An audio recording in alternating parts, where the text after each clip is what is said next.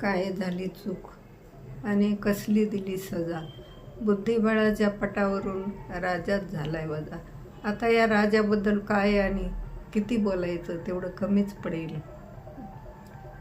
जगाच्या या रंगमंचावर पात्रे खेळवणाऱ्या नेतीनं अचानक मोठा धक्का दिला.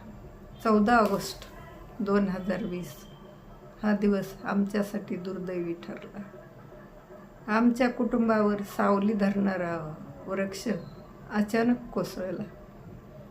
आम्ही हतबल झालो सर्व कुटुंब. असं वाटलं की आता नेतेने माझ्याकडून तर सगळंच काढून घेतल्यासारखं वाटलं. पण सावंत सरांच्या सहवासात घडल्यामुळे त्यांची दुःखावर मात करण्याची ती त्यांची होती. संकटापुढे दुःखापुढे लाचार न होता स्वाभिमानाने कसं जगावं हे सावंत सरांकडून शिकल्यामुळे थोडा धीर आला. आणि नियतीनं जसं आयुष्याला वळण दिले तसं वळायचं ठरवलं. एका लहानशा खेड्यामधून ना शिक्षणाचा वारसा ना संपत्तीचा वारसा अशा राहीबाई आणि बाबूराव सावंत या भाग्यवान मातापित्यापोटी या पांडुरंगाचा जन्म झाला. मोठे भाऊ विठ्ठल, धाकटे पांडुरंग.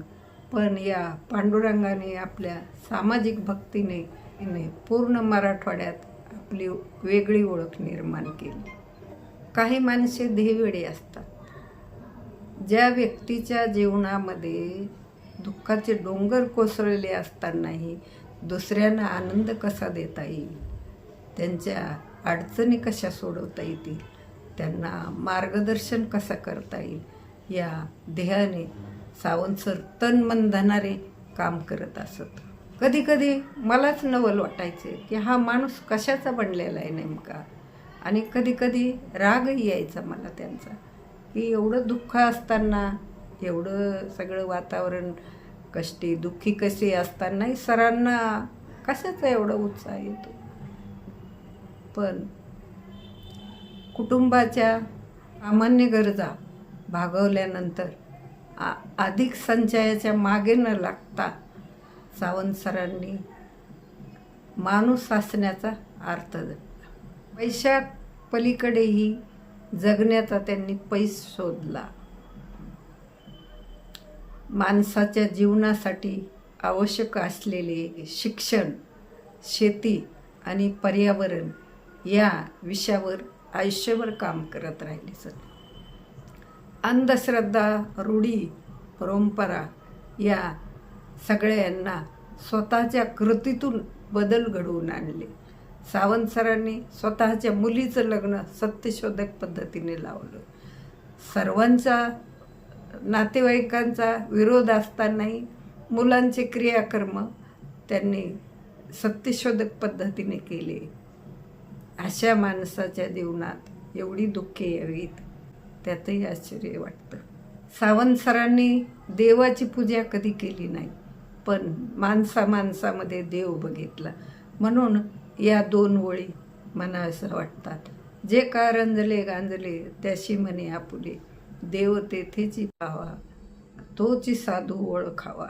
सावंत सरांचा स्वभाव शांत, अबोल, अंतर्मुख स्वभावाचे होते. परोपकारी वृत्ती होती.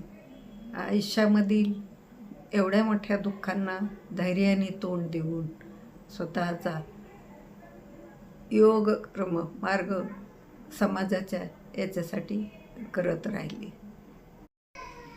सावंत सरांबरोबर असलेला आदर, प्रेम, निष्ठा आणि प्रेमापोटी सरांचे मित्र, सहकारी, विद्यार्थी या सर्वांच्या सहकार्याने सरांचे विचार समाजासाठी दिशादर्शक ठरून समाजात प्रसारित होत राहण्यासाठी सत्यशोधक प्राचार्य पांडुरंग बाबूराव सावंत या सामाजिक प्रतिष्ठान स्थापन केलेले आहे. या सर्वांनी अपार मेहनत घेतली आहे.